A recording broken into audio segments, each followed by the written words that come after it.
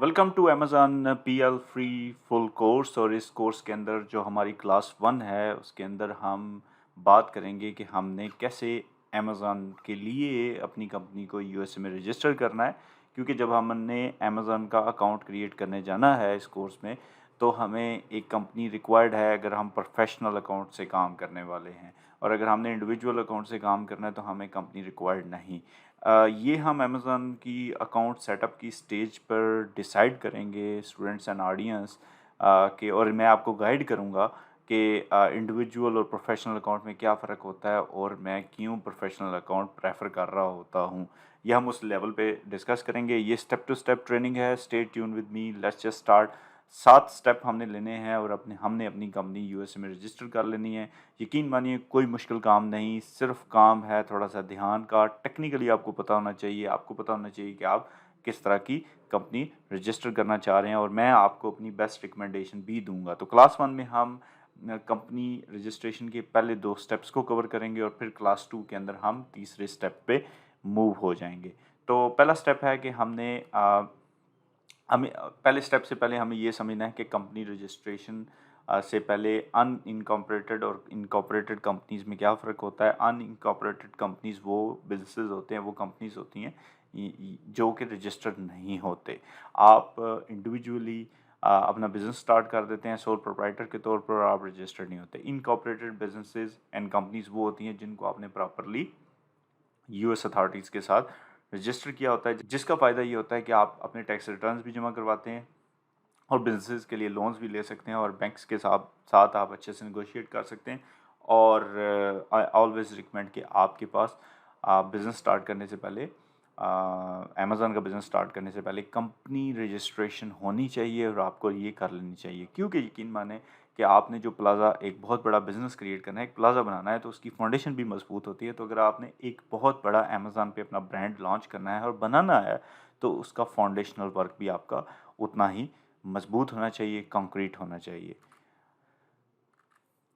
अब हम बात समझने की कोशिश करते हैं कि ब्रिक एंड मॉर्टर जो बिजनेसेस होते हैं वो अपने आप को क्यों रजिस्टर करते हैं। तो यकीन माने वो इसलिए रजिस्टर करते हैं ताकि आप बहुत ज़्यादा फ़ायदे जो आप यूएस गवर्नमेंट से ले सकते हैं, टैक्सेशन में, लोन्स में, डिस्काउंट्स में, तो आप ले सकें। लाइसेंसेस आपको बहुत ज़्यादा मिलते हैं, आप लोकल चैम्बर्स के साथ रजिस्टर होते हैं। तो there are many things you can do.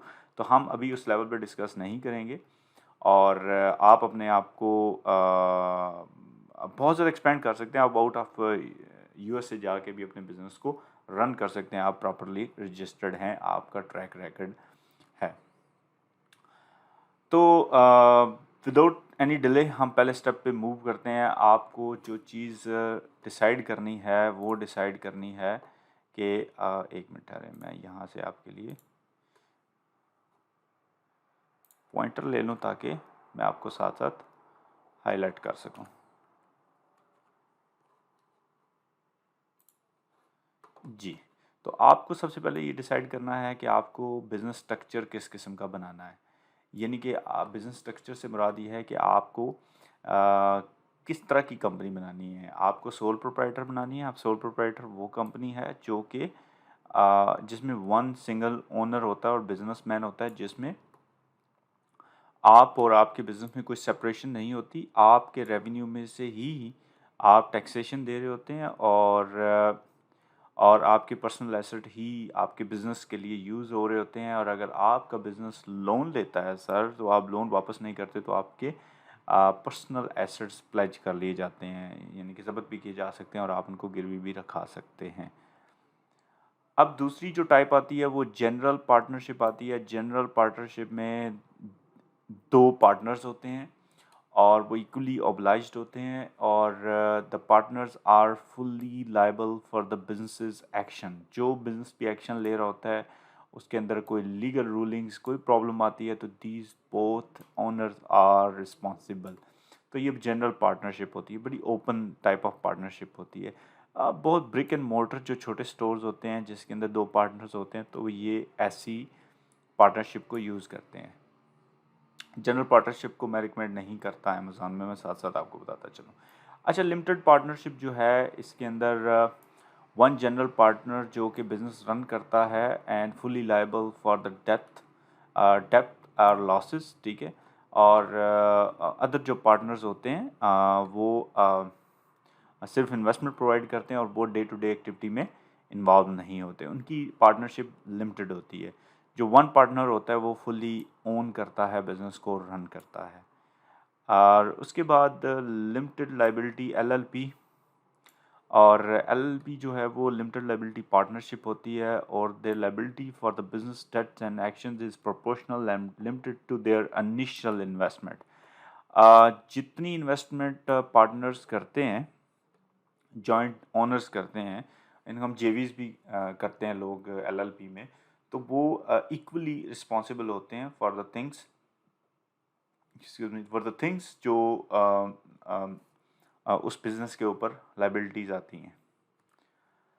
इसके बाद एलएलसी का आपने अमेज़न की दुनिया में बहुत नाम सुना होगा। LLC most recommended corporation type है जो रिकमेंड की जाती है, और इसको हम लिमिटेड लाइबिलिटी कंपनी कहते हैं। Creates a legal separation between the business owners and the business itself. अच्छा, इसमें फ़र्क ये होता है कि आपके अपने पर्सनल एसेट्स या जो भी पर्सनल अकाउंट्स होते हैं वो इसके साथ रिफ्लेक्ट नहीं कर रहे होते, और ये बिज़नेस इटसेल्फ अपनी लाइबिलिटीज़ और अपने एसेट्स को डील कर रहा होता है।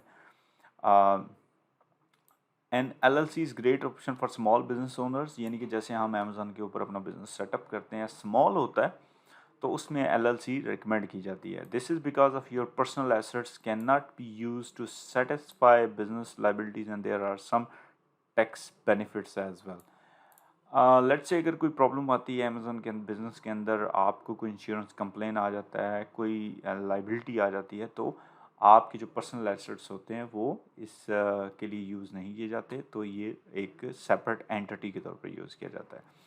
तो I always recommend LLC for the Amazon businesses. उसकी मैनी अदर रीज़न है कि ये स्मॉल बिजनेस है, जल्दी रजिस्टर हो जाता है आपका अकाउंट, और अमेज़न आपको डिले नहीं देता इसमें।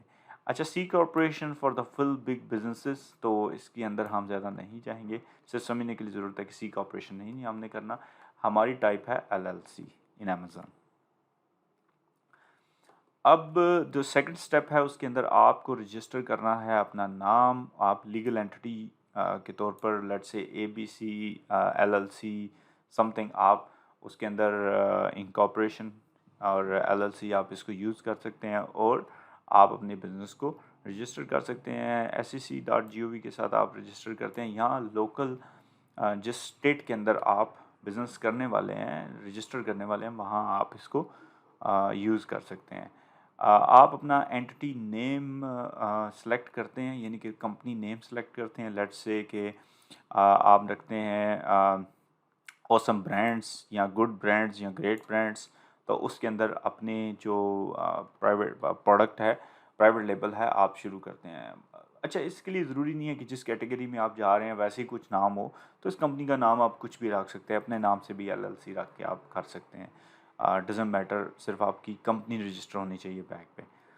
अच्छा, उसके बाद आप अपनी कंपनी को ट्रेडमार्क के तौर पर रजिस्टर कर लें। अगर आपकी कंपनी रजिस्टर हो जाए तो वंस योर नेम इज़ ट्रेडमार्क्ड, तो इसका फ़ायदा ये होगा कि आपके नाम को कोई यूज़ नहीं कर सकता कहीं भी।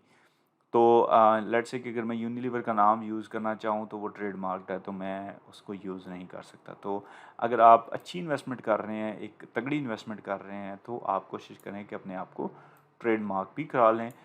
अब एक और टाइप होती है कि डूइंग बिजनेस एज डीबीए। अच्छा, डीबीए भी यूज़ किया जाता है। अगर आपके पास एक कंपनी है तो आप मल्टीपल डीबीएस जो है उसके नाम पे रजिस्टर कर सकते हैं, डूइंग बिजनेस एज, और उसमें आप अपना ब्रांड नेम या कोई भी जो नाम आप यूज़ करना चाह रहे हैं अपनी कंपनी के लिए वो यूज़ कर सकते हैं। अब क्लास 2 के अंदर हम स्टेप 3 से स्टार्ट करके टैक्सेशंस और किस स्टेट के अंदर आपको अपना बिज़नेस रजिस्टर करना है और किस स्टेट के क्या फ़ायदे हैं, तो ये हम क्लास 2 के अंदर कवर करेंगे। तब तक अपना ख्याल रखिएगा। अल्लाह हाफ़िज़।